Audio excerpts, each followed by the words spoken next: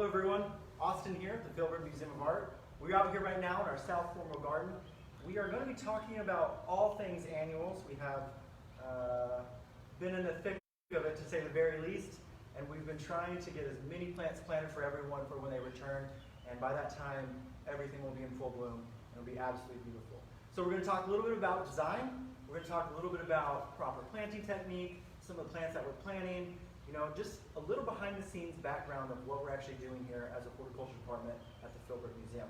So starting off, what is an annual, right? So an annual is a plant that completes its life cycle within one season. So right now, everything that we're planting is going to die off. A little morbid, a little sad maybe, but it's great because this gives a great opportunity for everyone that is interested in plants, or even just a little plant curious, if you will, to go out and design something at your own home, in your own pots, and stuff like that. So if you have any questions, feel free to post those on there, and then Jeff will shout those out to me. So what we're going to start with is some of the stuff that we've been planting so far. So for us, instead of in a residential area, we're dealing with thousands of plants. Sometimes it's just a few numbers in pots, but other times it's hundreds within rows or something like that. So we take a whole year in advance to start planning out our designs and displays that we're going to offer to the public. Right here I have some of the designs that I've done this past year, and don't make fun of me for my artistic incapabilities here. But if you notice, we have some square footages laid out here. We have a number of plants that I've been looking at. I even have some patterns that I've been looking at. When you're talking about the patterns, you really want to think in odd numbers. So you're 3, 5, 7, 9, right? We could go on.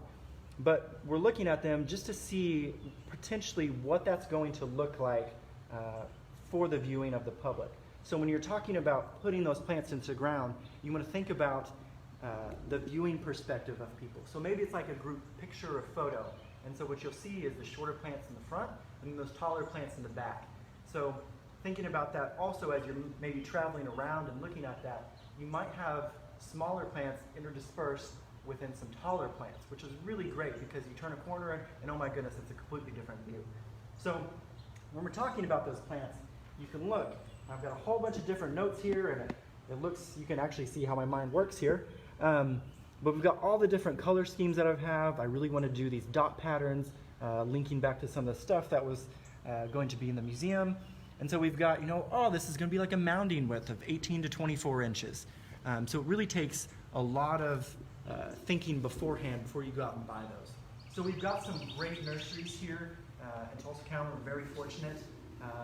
So if you're going to a big box store, you probably already know what you want. You're probably already a seasoned, experienced gardener. So you can go out and go get those if you want. But if you have questions, go visit those places at your local nursery. They have a wealth of information and knowledge that they can provide for you. Another thing that I would highly recommend is utilizing the Oklahoma State Cooperative Extension Services. They have some great stuff on there. And a lot of the stuff that I've used to help be water wise for our sustainability efforts is actually to go on to the Oklahoma Proven Plants. Once again, that is Proven Plants in Oklahoma. Google something like that with the Oklahoma Cooperative Service, and you'll get a lot of really good suggestions there. So when we're talking about planting, we'll look at just an example here. We won't actually plant, but if you look here, the roots are already popping out of the bottom of the pot. And if you pop it out, it starts to become root bound. And so what you want to do when you're starting to plant is break that up, really get those going, right? And then we're going to put this in the ground. And you want to make sure that you start to cover the top of this, because if you don't, this will act as a wick and it'll really take out all that moisture, and you'll see a lot of wilting of your leaves and everything. So when you put that in the ground, make sure that you water those thoroughly. You don't want them sopping wet or anything, but you want to make sure that those are well watered in, and that'll help promote that root growth. Breaking up that root ball will also do that. So let's go ahead and look at some of the design elements that we've been talking about. So out here in our fountain display, we've actually got a lot of those tadpoles still growing. If you will link those back to our other videos. So if you look, there's a lot of, actually it's measured out very, very well. So what I would recommend is taking a tape measure, using those instructions that are there on on those tags to go look at. And so I've got one right here. This is Forest Red Globe Amaranthus, also known as Gumfrena. It's great. It's water wise. It'll bloom all season long for you. It's a very easy plant to take care of. But you can look on the back of those tags and you can look to see. This one recommended a different spacing than what we use, but we've used this plant before, so we know what our plants are going to do in our local climates here. So we planted this one about 18 inches apart, and what we did, we just took our tape measure, we took a stick, we cut those sticks out, and then we put those and measured all those out. And so you get a really nice formal display in one of your formal gardens. If you're more of a gardener, you can put those in however you want to. The more seasoned you are, the more comfortable you will feel in that. But if you're starting out, pay attention to those tags. So remember, thinking about the displays, we're talking about odd numbers. So there's something pleasing about it to the eye. We haven't quite figured that out. There's actually some psychologists and neuroscientists that have looked at it. We don't know why, but odd numbers are great. So here in our pots, they're terracotta pots. These line the South Formal Garden. They look absolutely beautiful. And in here we have some dichondra. Right here, this will grow like mad and give you really good ground cover. And then we have some euphorbia in here. And this euphorbia, we actually propagate all ourselves. Alicia, our senior horticulturist here, has propagated all the euphorbia for us this season. And that'll grow and become really bushy, about 24 inches wide, which is really, really beautiful. White flowers, it's really nice. Here is that Globe Amaranthus, or the Gumfrena. It's a red color. These are more water-wise plants, and so when you're thinking about the pots, you're going to be pushing a lot of water through them. And so if you want to be watering all the time, maybe twice a day during the heat of the summer, then go ahead. But try to use some plants that'll be a little easier on you in your pots. So if you look again, we've got 3 of our Gumfrena, 3 of our dichondra, and those are spaced evenly out. And we have 1 of our euphorbia here in the middle. And that'll make a really nice mounding display that you can use perhaps in your own gardens. So if you actually come and look once more, upper alleys, nice straight lines, everything like that. If we measure out from specific center points and everything, and we haven't quite mulched yet, that's the other thing that you really want to make sure to do. So thinking about being water-wise, about water retention, you want to put that mulch down to help with your weed suppression. That'll help with not watering as much, and then it really does encourage those plants to take off and grow. So does anybody have any questions? Anything going on, Jeff? So we have a question, which is, you mentioned people not being comfortable. They can kind of use what's on the tag. The more comfortable you are, the better you can do it. Where can people go to get more resources like this? You know, there are master garden programs. Like, do you go online? Do you watch PBS? Right. So, yeah, PBS would be good too, right? There's great YouTube tutorials. There's great things just to go Google things. Really, the Oklahoma State Cooperative Service, they have, since it is a land-grant university and a state college, they do a lot of research for you. So go look on those websites. You can visit your local place at the park when it opens back up. To go see about their teaching gardens there. That's at the Linnaeus Gardens? Linnaeus Gardens. Thank you, Jeff. Yeah. Ask your grandma. She's got a wealth of information. Ask your grandpa even. The longer you're doing this is a practice. This is not something that you can just learn one time and then you've got it down. This is a practice, and it's different every year, and that's the beauty of gardening. So ask around. Ask your friends, ask your neighbors when you're here at the Philbrook Museum. Ask us as we're working in the gardens, and we'll be more than glad to offer some support.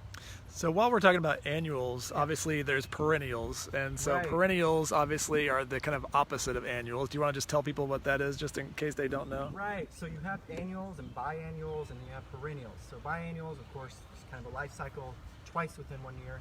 But your perennials, something like a tree, that's blatantly obvious. They just are a perennial because they're always there, right?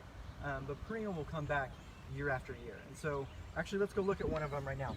What would be an example of something that grows for 2 years, for example? For twice per year? Twice per year. So you're looking at something that feeds off itself quite regularly. So sometimes you have like your herbs, everything like that, you'll see that stuff.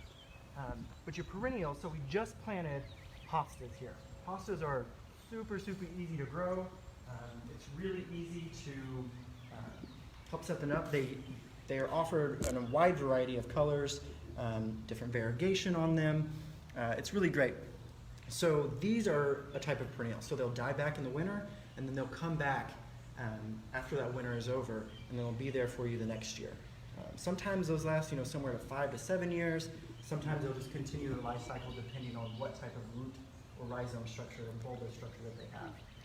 What kind of maintenance do you have to do in the winter months to make sure they do come back? Yeah, so a lot of times in gardens you will see people scrape away all the leaf litter and stuff like that. But that's really good to have that because it helps those tender shoots when they're coming back. So in the wintertime, you just leave them alone.